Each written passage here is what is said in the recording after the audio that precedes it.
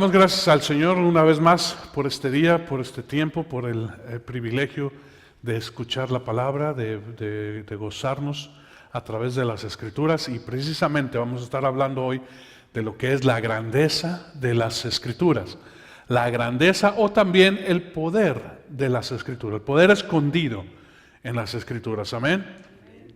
Así que si me acompañan vamos a entrar en materia, vamos a ir al libro de Romanos, capítulo 15, Romanos capítulo 15, si lo tienes, amén, y si no lo puedes ver aquí en pantalla. Y lo que está hablando el apóstol Pablo, nos está hablando a través de esta epístola, dice de esta manera: porque todo lo que fue escrito en tiempos pasados para nuestra enseñanza se escribió, a fin de que por medio de la paciencia y del consuelo de las Escrituras, que tengamos esperanza. Entonces, hay algo que está ahí puesto, hay algo que está escrito, ¿para qué? Para que a través de la paciencia y del consuelo de las Escrituras, nosotros adquiramos esperanza. Hermano, el mundo afuera te habla muchas veces de que tú tienes que poner tu esperanza en una cuenta de ahorros, que tú tienes que poner tu confianza en un buen trabajo, en una buena educación. Pero hermano, aquí el Señor te está diciendo: yo soy tu esperanza. A través de todas las Escrituras el Señor te habla y te dice bien claro: yo soy tu esperanza. No busques fuera, no pongas atención en otra cosa, sino solamente en que yo soy tu Salvador, tu Creador, tu proveedor, aquel que te rescata del hoyo cenagoso, aquel que es tu fortaleza, aquel que es tu castillo fuerte, aquel en el quien yo puedo poner mi confianza. Entonces dice: el que confía en Jehová, nuevas fuerzas tiene. El que confía en Jehová no será avergonzado. El que confía en Jehová alcanzará victoria. El que confía en Jehová, y nosotros vamos a ir viendo que esto es algo que el Señor está trayendo. ¿Por qué? Porque desde un principio el hombre, cuando tomó del fruto prohibido, comenzó a confiar en sí mismo. Y se hizo de tal manera que comenzó a hacer grandes obras y grandes ciudades y hasta una torre. ¿Recuerdan la Torre de Babel? ¿Qué hicieron allí? Hagámonos un nombre para alcanzar renombre sobre la tierra. Y hagámonos una torre que llegue hasta los cielos, por si acaso Dios se olvida de su promesa, de su pacto, y trae de nuevo agua sobre la tierra. Entonces subiremos a esa torre y no moriremos. El hombre ha puesto su confianza en sí mismo. El hombre ha puesto su confianza, hermanos, en grandes obras que nosotros vemos, canales que atraviesan un continente, como el canal de Suez, como el canal de Panamá, que atraviesan la tierra. No estaba así puesto, pero el hombre dice: yo me las ingenio. Y con el ingenio del hombre hacen que esos barcos grandotes y pesados, ¿verdad?, atraviesen el continente sin tener que rodear por tierra de fuego. ¿Qué es lo que está haciendo el hombre? El hombre vence aún el dominio sobre los cielos, y hay naves pesadas de acero surcando los aires. No te hace falta más que salir a tu patio y ver cuántos aviones surcan el cielo en un momento. A una vez tú puedes contar hasta 5 o 6 aviones que están cruzando en un mismo momento.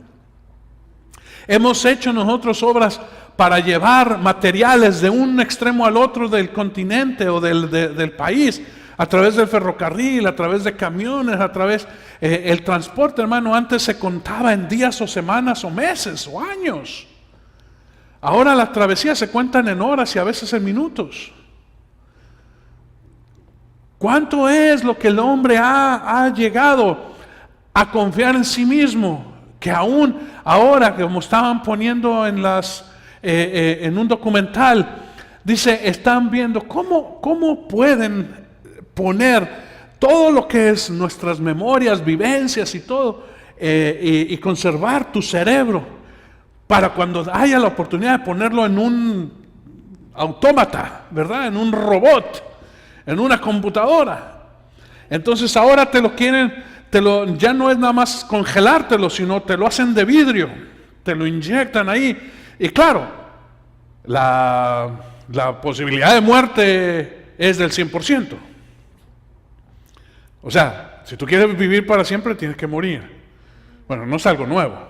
El Señor dice también que si tú quieres vivir para siempre, tienes que morir, pero no de esa manera. No de que te inyecten unos líquidos ahí de nitrógeno y de nitratos y quién sabe qué para preservar tu cerebro. Entonces, ahí está el cerebro, ¿verdad? Cristalizado. No, hermano. Una de las cosas que también yo quiero hablar con ustedes es la transgiversación de lo que es las Escrituras. En una carta al editor de una revista que yo recibo mensualmente, está hablando de algo que es curioso. Y yo nunca me había puesto a pensar. ¿Quiénes de ustedes conocen el pan dulce mexicano?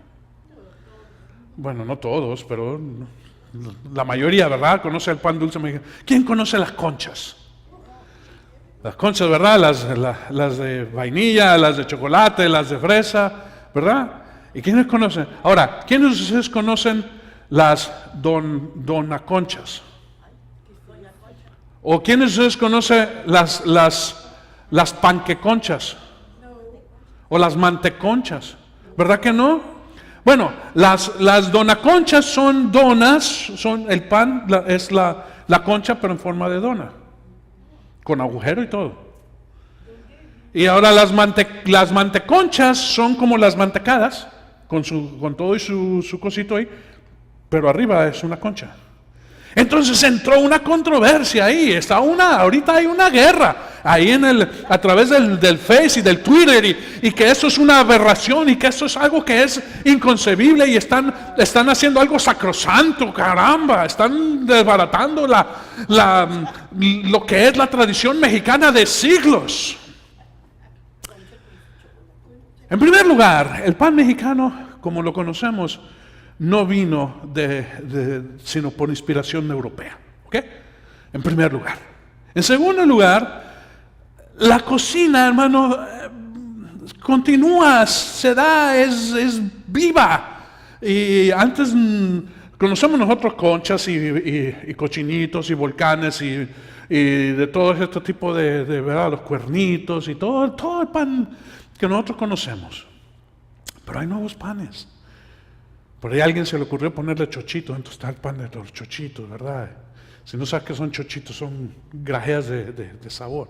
Pero bien, las Escrituras también han llevado a esto. Nosotros tenemos donas de la palabra. O sea, la palabra que el Señor nos ha dado, nosotros le hemos puesto agujero. O las hemos hecho mantepalabra, ¿verdad? Como mantecada, pero, o sea, que le hemos puesto nosotros a nuestra forma. Bueno, eso sí, no es bueno.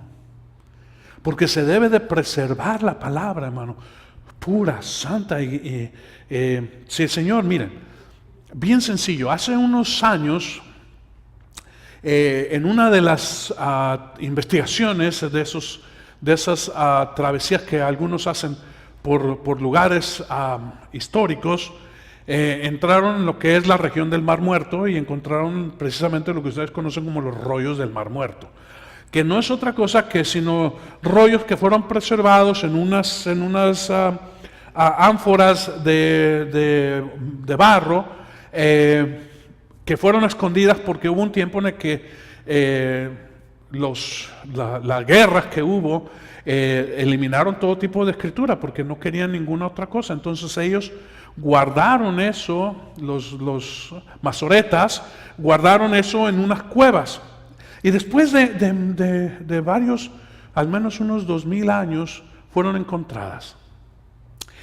Y encontraron unos fragmentos, porque lo que resulta ser es que estos rollos, pues ya tan antiguos, de abrirlos se desbarataban. Entonces los tuvieron que meter en un proceso de nitrógeno y a bajas temperaturas y todo para poderlos ver. Y descubrieron, hermano, que lo que está escrito allí, de un fragmento de Isaías, es exactamente igual a lo que tú y yo tenemos el día de hoy. Lo cual te deja saber que la palabra es fiel. Que lo que nosotros tenemos no es simplemente una copia, sino una copia exacta. Y si el Señor ha llevado y ha tenido el cuidado de preservar hasta el tiempo de hoy la Escritura, nosotros no podemos hacer manteconchas. No podemos hacer donaconchas de la palabra. Tenemos que ir a eso. Amén. Entonces, vamos a tomar un momento, vamos a entregar este tiempo al Señor, ¿les parece? Espíritu Santo, te damos gracias, te pedimos humildemente que tomes este tiempo, lo guardes, abras nuestro corazón, nuestro entendimiento, abras la Escritura, Señor, para que nosotros podamos tener vida y vida en abundancia. Lo ponemos todo esto en el nombre precioso y santo de nuestro Señor Jesucristo. Amén y amén. Bendecimos también a todos ustedes que nos ven a través de este medio. Les amamos y les llevamos en nuestro corazón. Amén. Gloria a Dios. Pues bien, vamos a pasearnos. Ustedes tienen ahí en su boletín todo lo que es los libros, los 66 libros que nosotros tenemos de las Escrituras. Alguien me va a decir por ahí, es que hay más. Bueno, hay más, pero se llaman libros apócrifos o no canónicos. Amén. Entonces, si tú tienes en tu Biblia alguno de estos libros, como el libro de Judith, como el libro de sabiduría, no te preocupes. Pero hay 66 libros que son canónicos, los cuales nosotros llevamos y tenemos la certeza de que son preservados desde tiempos antiguos. Los otros libros no han llegado a este régimen de certidumbre, por lo tanto no están incluidos. Amén. Pero estos 66 libros nosotros los vamos a ver y están divididos, tienen su división. Amén. Ahora, no las divisiones son iguales en todas las Biblias. Por ejemplo, la Biblia hebrea o de los judíos está dividida un poco diferente. Claro, ellos no tienen el Nuevo Testamento, pero tienen los libros del Antiguo Testamento, que nosotros llamamos Nuevo Testamento, para ellos es la Torá, ¿verdad? La palabra. Y están divididos un poco diferente. Por ejemplo, lo que nosotros conocemos como los libros de los profetas menores, ellos lo conocen como el libro de los 12, entonces es un solo libro, pero incluye los 12 profetas que nosotros llamamos menores. Ahora, profetas mayores y menores no es porque sean más importantes, sino porque son de mayor contenido. Entonces tú tienes a Isaías, a Jeremías, a Ezequiel y a Daniel, que son unos libros que llevan varios capítulos, amén, pero son más extensos y cubren más. Pero por ejemplo, Zacarías tiene más capítulos que Daniel, mas sin embargo están dentro del libro de los profetas menores, porque su contenido, aunque tenga más capítulos, es menor que el libro de Daniel. Entonces esa es la razón, no hay otra razón. No es que sean más importantes o menos importantes, no es que sean profetitas y profetotas, ¿verdad? Sino son profetas. Entonces vamos a entrar nosotros a descubrir un poquito acerca de toda esta división que nosotros tenemos para nuestro beneficio, amén. Porque la palabra no se escribió con versículos y capítulos. ¿Sí sabías eso, no? ¿Sabes qué es una carta? ¿Quiénes de ustedes escribieron una carta alguna vez? Ahora creo que ya no se escriben cartas, ¿verdad? Ahora ya es diferente, pero vaya, cuando nosotros escribíamos una carta, ¿a poco tú le ponías versículos y capítulos? Capítulo 1, querida amada, esta es mi salutación para dejarte saber que yo estoy bien y que mi deseo es para contigo todos estos días. Versículo 2, ¿verdad? Entonces ahí vas poniendo. Y luego va al punto. La razón por la que te escribo y ahora es el capítulo 2 es que no es así. Entonces, nosotros le ponemos capítulo y versículo para nuestra fácil referencia y memorización de la palabra, ¿verdad? Si tú sabes dónde está Juan 1:1, y ya te imaginas, en el principio era el verbo estaba con Dios, y el verbo era Dios, y este era uno con Dios. Amén. También conocemos el capítulo 1, versículo 1, casi todos nos sabemos el primer versículo, ¿verdad? De la palabra. Génesis 1:1. Recuerdan, en el principio creó Dios los cielos y la tierra. Amén. Y la tierra estaba desordenada y vacía, y por ahí le seguimos. ¿Pero por qué? Porque tenemos una referencia, ¿sí? Tenemos una referencia clara acerca de todo esto. Bien, el Pentateuco es la primera división que nosotros encontramos, Penta 5, Tratado, o sea, el tratado de los 5 libros, o los 5 libros que nos hablan de qué. 2 cosas principales. Es el libro de los principios, que es Génesis. Hay alguien que dice, yo quiero aprender a saber toda la revelación de Apocalipsis. Bueno, conoce Génesis. Tú no puedes conocer el final, como decía un pastor amigo mío, decía, tú no puedes tener una escalera y brincarte del peldaño 2 al 10. No puedes. Tienes que pasar por el 2, el 3, el 4, el 5, el 6, el 7, el 8 y el 9, y entonces ya llegas al 10. Entonces es importante, hermano, que si tú quieres conocer la palabra, descubras todo lo que hay en ella. Hermano, hay personas, sinceramente, que no conocen más allá del Evangelio de Juan. Y aunque es tremendo y precioso y poderoso, es lo único que conocen. Amén. De hecho, y cuando yo empezaba a llevar la palabra, el Evangelio del Señor, que íbamos de lugar en lugar, de pueblo en pueblo, llevábamos solamente el Evangelio de Juan. Es lo único que llevábamos. Después le añadieron el Evangelio de Juan y el libro de los Salmos. Pero es todo lo que había. Gracias a Dios ahora podemos llevar la Biblia. Y gracias a Dios ahora podemos sacar el celular, ¿verdad? Y ahí poner nosotros la aplicación de Bible. Bueno, la Biblia, la palabra o cualquier aplicación que tú tengas. Y ahí tú puedes gozarte no nada más con la versión de la Reina Valera del 60, pero también puedes coger la Biblia de las Américas, o Dios habla hoy, o cualquier otra versión que puedas bajar allí. Y esto es para gloria de Dios. Hermano, en una cosita pequeñita, tú puedes llevar todo lo que es la palabra. Antes eran libros grandotes, ¿verdad? Ahora no. Entonces, Pentateuco está hablando a nosotros de los principios, pero también nos está hablando de la ley. Ahora, la ley es un paréntesis, ¿verdad? La ley es todo lo que se trata. Son 4 libros, y 4 ¿qué nos habla? De las cosas que están en la tierra. Acuérdense que nosotros tenemos en tipología que 4 nos habla a nosotros de todo lo que existe aquí. Norte, sur, este y oeste, los cuatro puntos cardinales, las 4 estaciones, ¿verdad?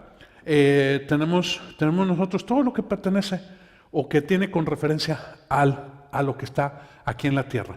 Por eso es un paréntesis. Amén. Porque Jesús, cuando vino, cumplió lo que se daba aquí, pero trajo además algo que venía de los cielos. Pero no hemos llegado a los evangelios todavía. Estamos en lo que es el Pentateuco. Entonces nosotros encontramos allí que todo es para que sepamos nosotros que Dios tiene la seguridad de que, o más bien, que nosotros tenemos la seguridad de que Dios está ahí. Una de las cosas principales que se nos pasa muchas veces cuando leemos nosotros el Pentateuco es que nos concentramos en Éxodo 20, ¿verdad? Donde está la ley, los 10 mandamientos. Gloria a Dios por los 10 mandamientos. Pero no es todo. El centro de lo que es, todo lo que es de Éxodo a Deuteronomio, está hablando de la presencia de Dios en medio de su pueblo. La promesa que fue dada a Abraham de que él habitaría en medio de ellos, está ahora tangible en forma de un tabernáculo, en forma de una columna de fuego, de una columna de nube que dice, yo estoy presente en mi pueblo. Y por eso el Señor hizo que Moisés hiciera un tabernáculo. Esto es una tienda. Tabernáculo es tienda de reunión. Amén. No es una tienda para dormir. Nosotros que somos las tiendas de campaña. Sí, donde vas y pones tu sleeping bag y ¿verdad? Tu esa lamparita de queroseno. Yo creo que ya no hay, ¿verdad? Ahora ya son de esas de luz sí, del LED, ¿verdad? De las que no producen calor ni se vaya a caer y se prende todo, no. Pero es una tienda de reunión ¿de qué? De Dios con el hombre. Y esta tienda de reunión nos deja a nosotros saber que en un futuro Dios traería también, porque lo dice bien claro, ahora yo te estoy hablando de esta manera, pero en un tiempo yo cambiaré, traeré un pacto nuevo, donde pondré la palabra en los corazones de los hombres y no será más en tablas de piedra. Entonces, ¿qué es lo que te está hablando el Pentateuco? Te está hablando en sí de 5 libros, que 5 habla de gracia. Es la gracia de Dios que está dada a nosotros. Hermano, si tú no has leído, es que hermano, el libro de Números, el libro de Levítico son difíciles, porque vienen las genealogías, y viene que ahora se presentó fulano de tal con toda su familia, y te nombran ahí toda la familia, ¿verdad? Y después viene su hermano, y entonces también la familia del hermano. Y por ahí se van. Y se presentaron delante del Señor, y entonces empieza Leví, empieza también Rubén, y Zabulón, y Judá, y dan todos los nombres y todos los detalles. Y tú dices, sí, Señor, ¿para qué yo quiero saber tanta cosa? Bueno, porque algunos de ellos hicieron grandes obras. Amén. Ustedes han visto películas, ¿verdad? ¿Quiénes han visto películas? Me imagino que todos, ¿sí? Bueno, ¿quiénes de ustedes han visto los créditos de las películas? No me digo que ustedes los hayan, que sepan que, porque nada más estás en el cine, en el teatro, y se acaba la película, empiezan los créditos y la gente se levanta y se va. Pero hermano, eso es lo más importante de una película.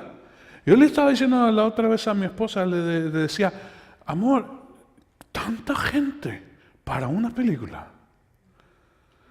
Pero tantos nombres, es que Y le adelantaba y seguían saliendo los nombres. Y más nombres, y más nombres, y más nombres. Y yo decía, ¡wow! Y por ahí alguien se oyó gritar, ¡ahí estoy yo! Hay unas letritas chiquititas ahí, ¿verdad? El que llevaba el agua a los... no sé, alguna cosa. No sé. Pero, hasta ese tomó crédito. Porque es importante.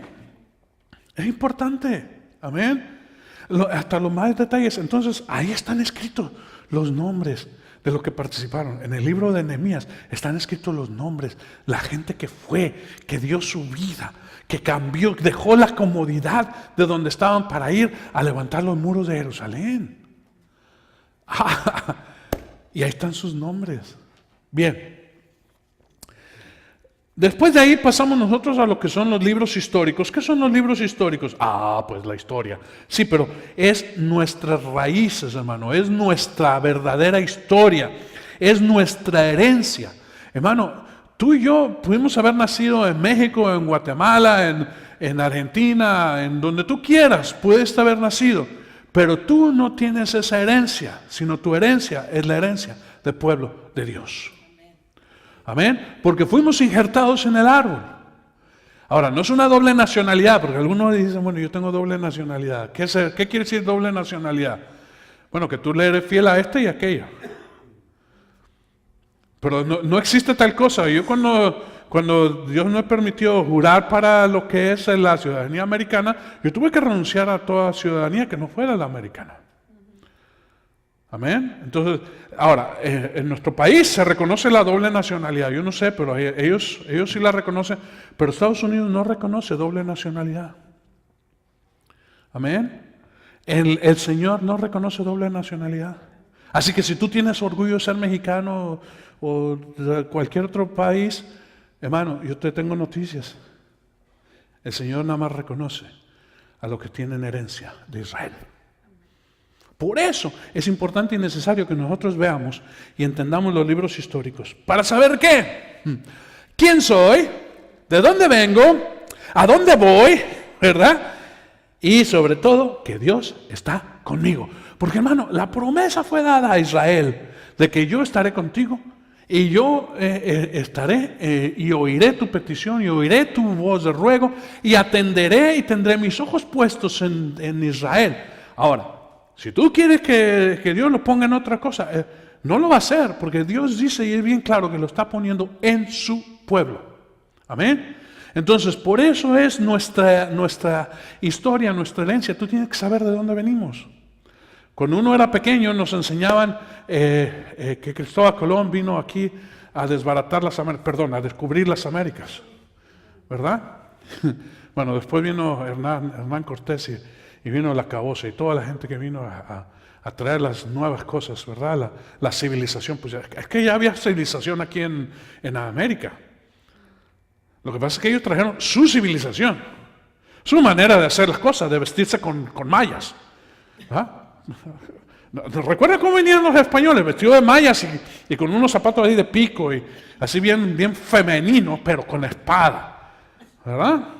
Y algunos usaban la peluca y bueno, era una cosa. Y esto trajeron, pero los indios, hermano, cuando los españoles vieron las edificaciones de los mayas, de los incas, de los aztecas, dijeron, wow, es que no eran unas ciudadelas, no eran unas ruinas como tenemos ahora, así las dejaron. Pero hermano, eran tremendas edificaciones, acueductos, sistemas de drenaje, tanta cosa, que tú te quedas, wow. Pero claro, no era lo mismo que ellos traían. ¿Y qué trajeron? Entre otras cosas, enfermedades. Bueno, pero hermano, nuestra historia viene a ser que Dios está con nosotros. Amén. Ya olvídate si tus antepasados pasaron por el mestizaje o no, o por lo que tú quieras, hermano, esa ya es historia de hace 500 años o más. ¿Cuándo fue el descubrimiento de América? Bueno, que el mundo de Oriente supo que existía un continente acá, porque nosotros ya teníamos conocimiento de que existía América, ¿no? Pero el descubrimiento de las Américas vino a ser en 1492. Haces cuentas y ya pasaron hace más de 500 años, ¿verdad? Pero apenas en la historia es hace unos años, no hace mucho. Hay más historia, hermano, en el pueblo de Israel. Hay más de 4,000 años de historia en la Biblia. Historia de lo que es el trato de Dios con el hombre, con cada uno, con los patriarcas, hermano, con Abraham, con su hijo Jacob. Abraham, Isaac y Jacob y los 12. Hermano, ¿cuántas y cuántas cosas? Nosotros no vemos con la historia de Moisés y esos 120 años, tan pequeño tiempo y tan profundo que se nos deja saber. Y la historia después de Josué, y después de Josué, todo lo que es la historia de los jueces. Nómbrenme algunos jueces. Sansón. ¿Quién más? Débora. ¿Quién más? Barak. ¿Quién más? ¿Quién fue el último de los jueces? Samuel, muy bien. Samuel fue el último de los jueces, que también fue sacerdote, pero también fue profeta. Amén. Y después de los jueces que vinieron, los reyes. Nómbrenme alguno de los reyes que no sea Salomón ni David. A ver, un nombre de un rey que no sea Salomón o David. Josías, muy bien. ¿Quién más? ¿Ah? Saúl, bueno, ya dije que no Saúl, pero Saúl también. David, también. ¿Quién se acuerda de Roboam? Jeroboam, que estuvo en el reino, que fue el primero de los reyes del norte. ¿Quién más? Un rey malvado. Ezequías, muy bien, Ezequías, pero no fue el rey malvado. Hay un rey que sí fue malvado. ¿Quién fue? Acab, sí, Acab. No soy. ¿Y su esposa cómo se llamaba? La Jezabela. Bueno, Jezabel, no Jezabela. La Jezabel, ¿verdad? Y yo no sé por qué hay algunas mamás, me perdonan, hermanos, si alguna mamá le puso su nombre a Jezabel, pero hermano, yo no entiendo, pero sí lo he oído, sí he visto, ¿verdad? Y digo, bueno, con tanta y tanta cosa, ¿cómo es posible? Pero bueno, amén, hermano, usted tendrá su razón de hacerlo, yo no sé, amén. Pero ¿cuántos hijos ustedes conocen, cuántas personas conocen que se llama David? ¿Verdad? Y cuántos, ¿verdad? Que tienen el nombre de Salomón también, wow, ¿verdad? Y por ahí nosotros vemos, ¿verdad? Que tenemos Samueles y tenemos Danieles y tenemos, ¿verdad? Y Déboras y tenemos Esther y tenemos Ruth y tenemos, ¿verdad? Nombres preciosos bíblicos. Esa es nuestra herencia. ¿Por qué? Porque preservamos esto. Entonces vamos nosotros a través de todo el tiempo de los reyes hasta que se acaba el tiempo de los reyes. Nosotros vemos la destrucción o cuando se llevan a todo el pueblo del reino del norte, y después queda el reino del sur donde está Jerusalén, pero también es devastado por un pueblo que se llama, por un rey que se llama Nabucodonosor, que su reino es Babilonia. Y después nosotros vemos al pueblo de Dios en Babilonia, y después con Medo-Persia, y ahí está el rey Ciro y el rey Darío, y entonces encontramos a Daniel, y encontramos nosotros en la historia, y vemos nosotros a los 3 varones que están allí, y vemos nosotros cómo todo eso nos da a nosotros aliento. ¿De dónde creen ustedes que han sacado los 21 días de ayuno? Del libro de Daniel. Por ahí alguien se hizo rico con un pasaje bíblico, porque descubrió que haciendo una dieta sin carne, pues entonces tú no nada más eres más espiritual, pero rebajas la pancita, ¿verdad?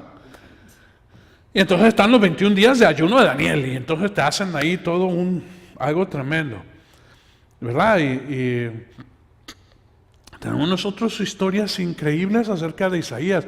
No se diga, hermanos, de Jeremías. Jeremías, el profeta llorón, ¿verdad? El que también escribió Lamentaciones, que está dentro de los profetas. No hemos llegado allá, pero están todas esas historias dentro del tiempo de los reyes. Amén. Dentro de todos estos están también los libros que nosotros conocemos como después de la ¿cómo se llama? De cuando se llevan a pueblo de Dios. Gracias. Después del cautiverio.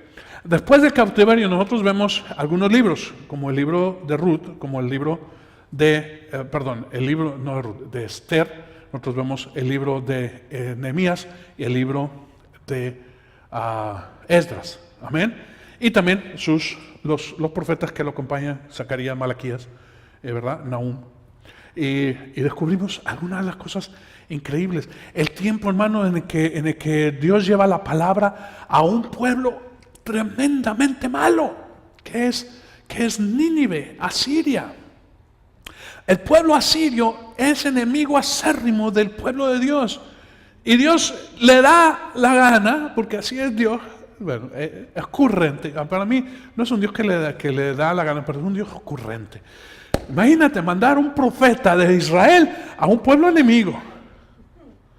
Y entonces le dijo a Jonás: Jonás, te vas a predicar a Nínive. No, me embarco para el otro lado. Y se embarcó para el otro lado. Y entrando ahí vino una tormenta que desbarataba, y Jonás dormido. Dice: despiértate, Jonás, que ruégale a tu Dios. Dice: no, si esto viene por mí, si yo me pongo a rogar, esto se acaba. Dice: ¿cómo así? Échenme al agua. Y dice: esto se acaba. Pues para pronto lo echaron al agua. Vino el pez, que no tenía nada que ver, y se tragó a Jonás, ¿verdad? Un gusanín por ahí. Y ahí estaba Jonás en el viento. Dice: ya se acabó todo. ¿Verdad? Ahí estaba. Bueno, yo no sé cómo estaría. El caso está que estaba todo oscuro, apestoso ahí a vísceras ¿verdad? Sí, todo lo que se había comido el pez. ¿Qué se habrá comido el pez? Yo no sé, pero no olía sabroso, ¿ok? Entonces olido el vómito. Bueno, algo así semejante es lo que estaba en los aromas que tenía Jonás. O no estaba en una playa como me lo ponen ahí Pinocho, que estaba dentro de la ballena ahí, ¿verdad? Haciendo un asadito. No, hermano, apestaba ahí adentro. Claro que el ácido le quemaba así también. Y ahí estuvo, bueno, se acabó el primer día y no se murió. Y vino el segundo día y no se moría. Pero dijo: ya no aguanto, Señor. Heme aquí, escucha mi oración. Dice: en la angustia de mi dolor, escuchaste mi voz. ¿Y qué hizo Dios? Hacerle cosquillitas al pez, ¿verdad? Y lo vomitó. No lo echó, lo vomitó. O sea, lo vomitó en tierra. Y ahí, bueno, ya lavadito, ¿verdad? Y todo, pero ya apestoso igual, pero bueno. Ahora dijo: voy y predico, llevo la palabra. Y llevó la palabra ahí a Nínive. Caminó 3 días y se estuvo predicando. Arrepiéntanse o viene un mal tremendo sobre ellos. Y después se fue a un monte y dijo: a ver qué pasa, a ver cómo Dios destruye todo esto. Pero el pueblo de Nínive se arrepintió. ¿Por qué tenemos que ver esto? Hermano, porque es historia que nos deja saber a nosotros que aún el más malo de los malos puede recibir misericordia de Dios. Por eso, hermano, nosotros podemos ver libros como El puñal y la cruz de David Wilkerson, ¿verdad? O Corre, Nicky, corre. O Te hacen mis ojos llorar, no me recuerdo, de Cookie Rodríguez. Señor, hazme llorar, gracias. Y vemos todos esos, amén. No son como los libros de Pies de Siervos en Lugares Altos o algún otro libro precioso. Hay libros que hablan de arrepentimiento, de que Dios trata con corazones que han sido duros, que han traído. Y no es diferente, hermano, a la predicación de Jonás en Nínive. Cuando el pueblo de Nínive se arrepintió, entró en eso. Por eso es importante y necesario saber, hermano, y me estoy metiendo yo en la historia de los profetas y vamos para allá ahora, pero es importante saber que hay historia que nos deja saber nuestra herencia, a dónde voy, de dónde vengo. Amén. Ahora, hay un paréntesis en estos libros que se llaman los 5 libros sapiensales. Y en estos libros sapiensales, que quiere decir no otra cosa sino libros de sabiduría, de conocimiento, encontramos nosotros salmos. Bueno, el primer libro es Job. ¿Quién ha leído el Job completo? No nada más el primer capítulo y el último. Amén. Y han visto la historia de los 3 amigos, que amigachos, ¿no? Imagínate, con ese tipo de amigos, ¿quién quiere enemigos? Y no son 3, son 4, porque después encontramos nosotros ahí al cuarto varón. Amén. Que trae también una palabra que es increíblemente, dice, Job, ¿qué estás hablando? Estás hablando pura bobera, tontería. Arrepiéntete, muchacho, porque lo que estás haciendo no honra a Dios. Y empieza a hablarle de las grandes cosas de Dios, y entonces Dios ya no aguanta y se mete ahí y empieza a hablarle ahora a Job y le dice, Job, ¿dónde estabas tú cuando yo creé todas las estrellas, las Pleiades, el universo en sí? ¿Dónde estabas tú cuando yo puse límite a los mares? ¿Dónde estabas tú? Le decía. ¿Que te crees tan importante? No eres tan importante, Job.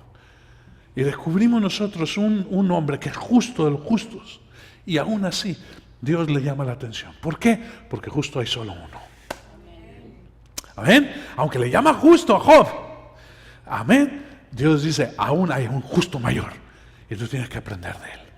Al final de sus días, Job dijo, de oídas te había oído, pero ahora mis ojos te ven. Y el postrer estado de Job fue mejor que primero. Pero hermano, Job tiene 40 y pico de capítulos.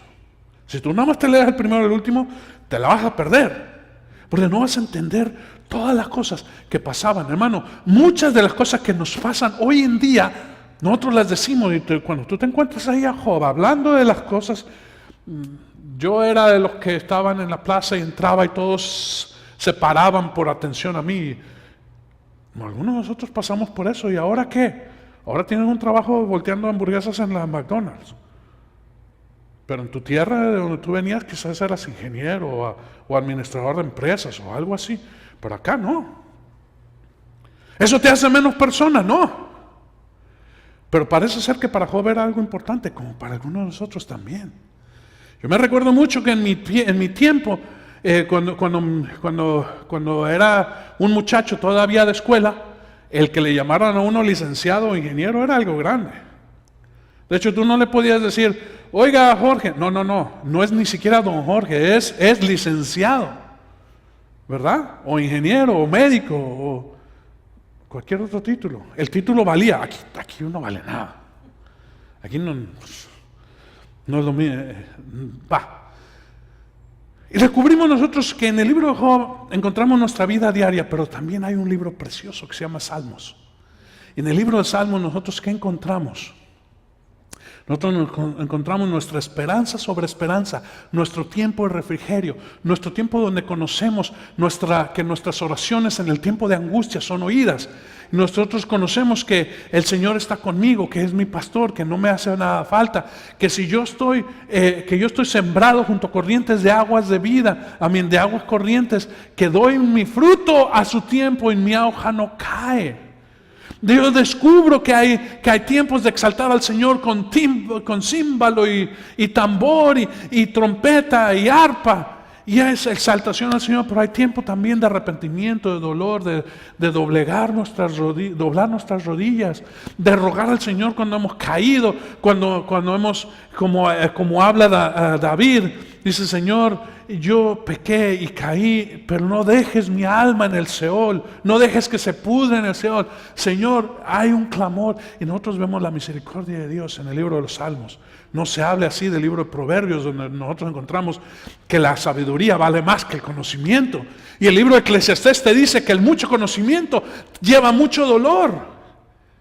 Pero hermano, en el libro de Cantares nosotros descubrimos que somos la amada de nuestro esposo, de nuestro amado.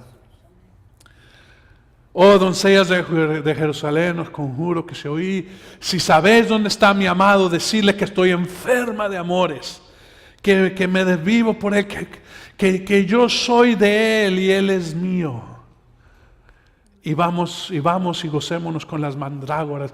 Y ay, hermano, hay tanta poesía, hay tanta cosa preciosa en ese libro de Cantar de los Cantares, donde nos deja saber que somos del Señor, como la esposa es para el esposo.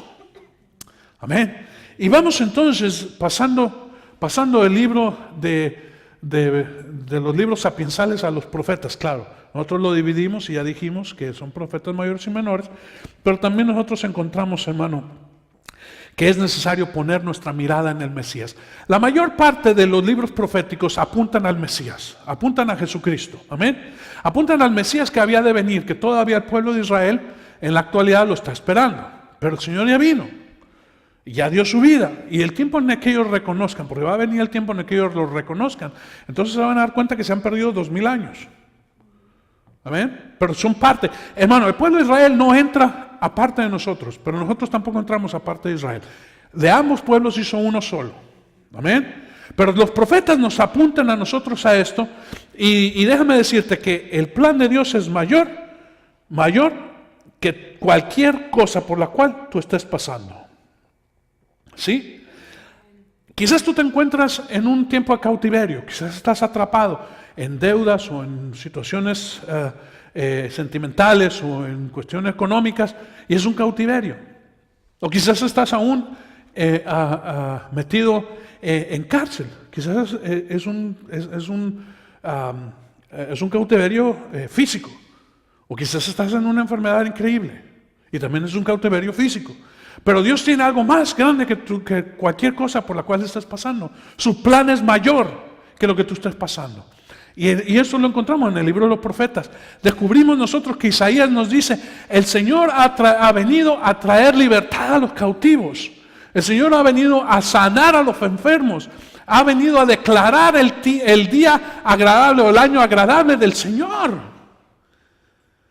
Tiempo de gozo, tiempo de regocijo y no de tristeza.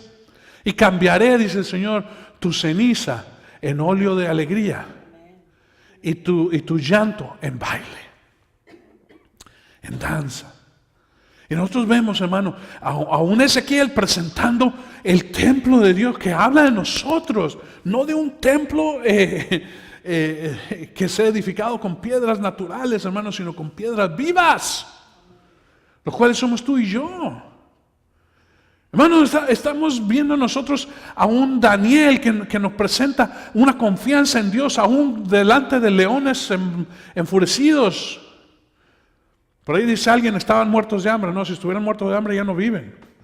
No, estaban hambrientos. Amén, estaban hambrientos, tenían ganas de comer los pellejos de Daniel, y ya estaba un viejito.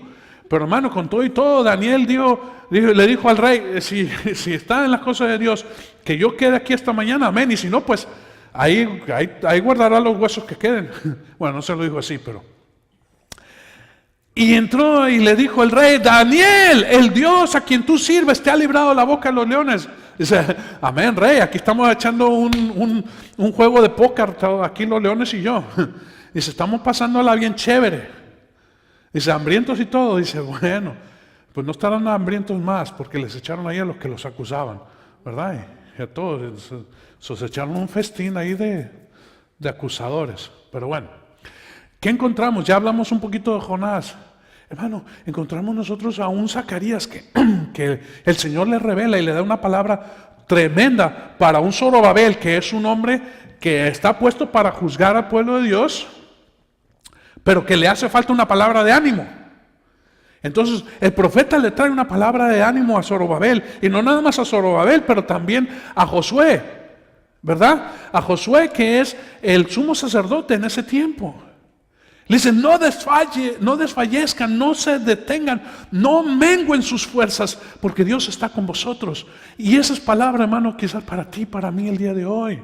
Por eso es importante leer los profetas. Vemos a un Joel que está trayendo algo que viene de una devastación increíble, donde nosotros encontramos unas plagas que vienen a ser el ejército de Dios. ¿Qué quiere decir esto? Que muchas cosas de las que te afligen el día de hoy son planeadas y dadas y permitidas y trabajadas por Dios. ¿Para qué? Para que tú reconozcas quién es mayor.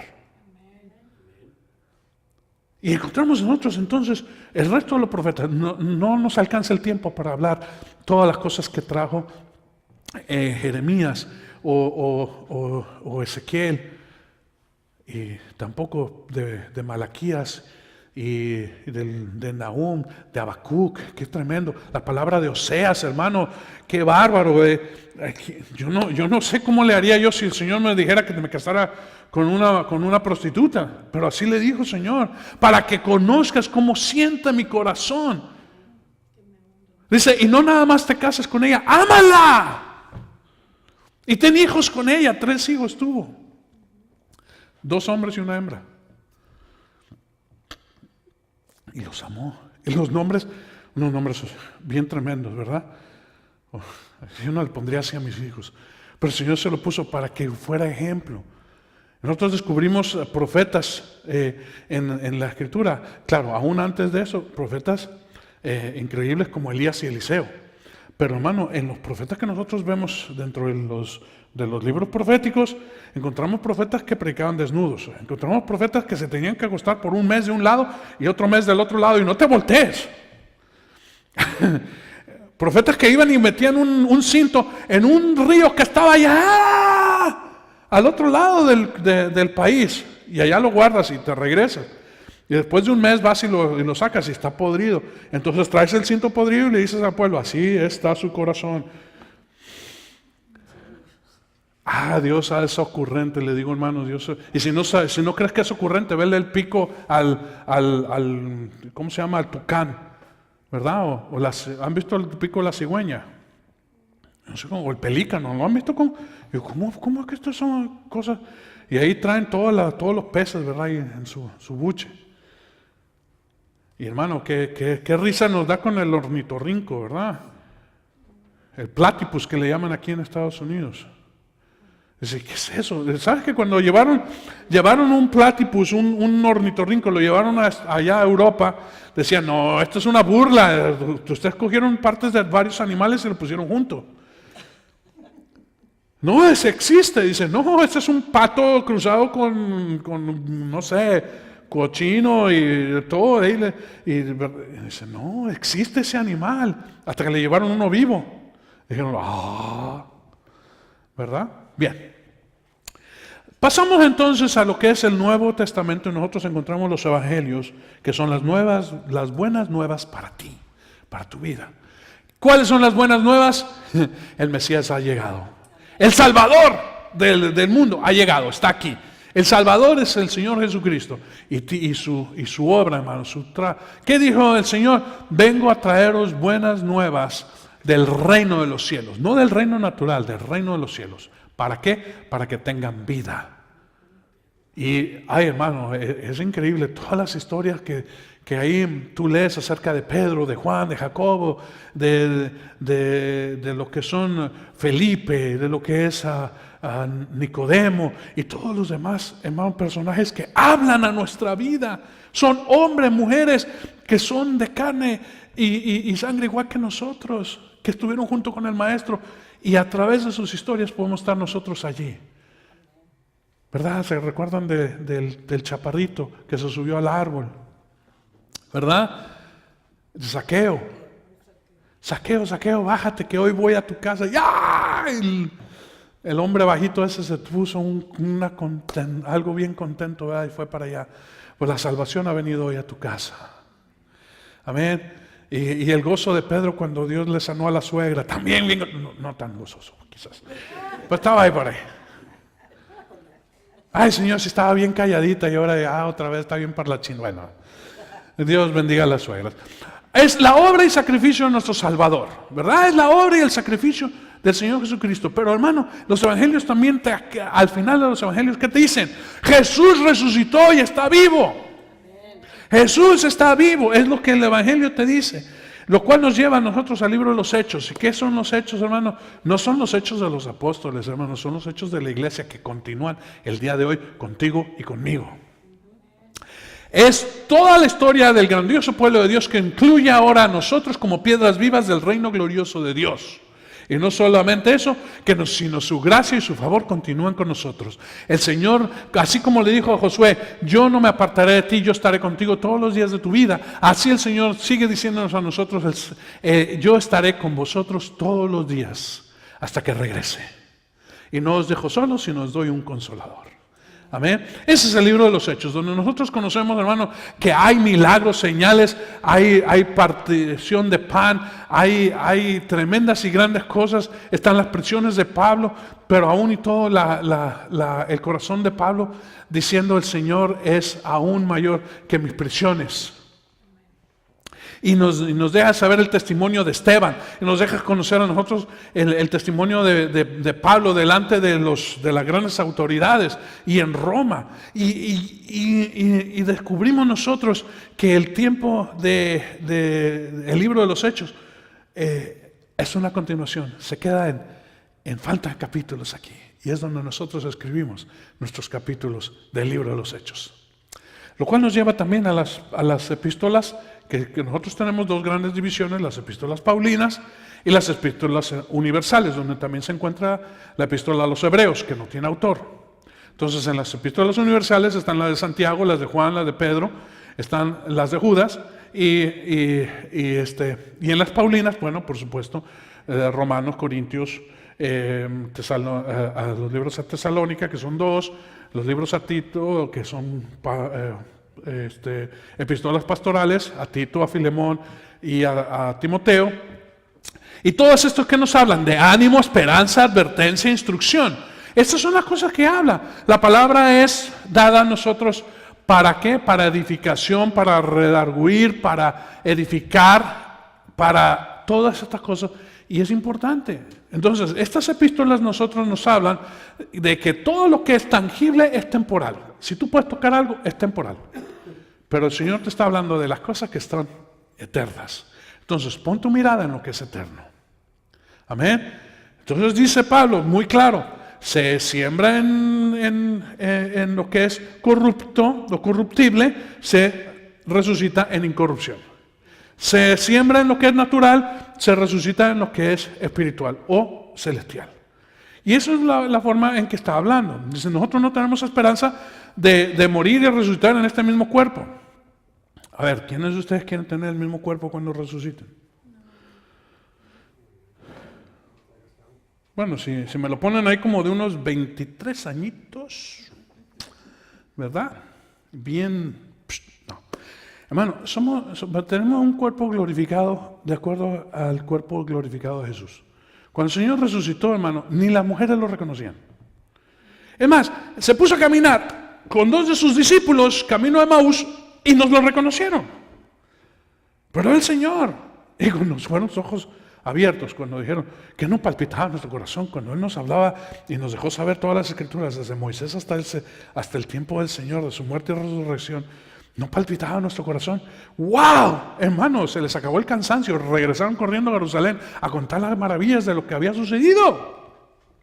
Pero el Señor mismo están los apóstoles, están ahí pescando porque están todos tristes. Yo no sé, algunas personas se ponen a comer nieve, ¿verdad?, cuando están tristes. Bueno, los discípulos se fueron a pescar y estaban ahí echando las redes y el Señor no está con nosotros, y tirando las redes hasta que echen las redes al otro lado, a la derecha, y ¡pum!, que se cargan las redes de peces. Dice, es el Señor, y que sale Pedro y se pone ahí algo y se echa al agua nadando mientras los otros regresaban ahí. Y se llega con el Señor y el Señor tenía el desayuno listo. Bueno, el desayuno de pescado, y yo no sé, yo me di cuenta cuando fuimos a Israel que allá se desayuna pescado, yo no sé. Para mí el desayuno son huevitos rancheros o unas migas, ¿verdad? O unos panqueques o algo por el estilo. Pero allá se desayunan pescado y queso. Digo, wow. Tremendo. Pues eso es lo que tenía el Señor, un pescadito asado. Y no nada más se lo dio, sino que comió. Amén. A ver. Bien. Lo que nos lleva al último libro, que es el libro de Revelación. Y me gusta mucho que el libro de Revelación dice la revelación de Jesucristo. La revelación de Jesucristo y de las cosas que han de venir y van a ser prontas. Pero no es la revelación cualquiera, sino es la revelación del Hijo. Es la revelación del Hijo en cada uno de nosotros. Es la revelación de que Jesús está en nosotros. Es la revelación de que el Señor está con nosotros. El que dice, yo soy el Alfa y la Omega. También dice el principio y el fin. Pero lo que es importante, el que es, el que era y que ha de venir. Y hermanos, Él es el Todopoderoso. Vamos a ponerlo en pie. Él es el Señor Todopoderoso. El que es, el que era, el que ha de venir, pero es el Todopoderoso. Amén. Gloria sea al Señor. Yo no sé si ustedes se gozaron, hermano. A mí me encanta la palabra. Como dice David, me deleito en tus mandamientos, me deleito en lo que tú tienes para mí. Y hermano, Daniel fue uno de los autores prolíficos de la Biblia, que escribió muchísimos salmos. El Señor está con nosotros, el Señor está en medio de nosotros, el Señor está por nosotros. Pero ahora, hermanos, sentado en el trono, rodeado de ángeles, arcángeles, los ancianos, los seres vivientes, la multitud de los justos hechos ya perfectos, que cantan y claman a gran voz, santo, santo, santo, es el Señor Dios Todopoderoso. Amén. Y quiero dejarlo yo con esta palabra, que el Señor es el Dios Todopoderoso. Amén. ¿Y de qué nos habla la Escritura? Nos habla de ese gran Dios que está con nosotros. Espíritu Santo, sella la palabra que hemos oído, sella este tiempo, Señor, que hemos pasado, que hemos ido, Señor, a través de todas las Escrituras. Lo ponemos, Padre mío, en tus manos, para que sea para nosotros una señal, Señor, de plenitud de gozo en nuestra vida. Saber que el Mesías, el Maestro, el gran yo soy está ahora con nosotros y sigue con nosotros. Señor, lo ponemos, Padre, en tus manos, en el nombre precioso y poderoso de Cristo Jesús. Amén.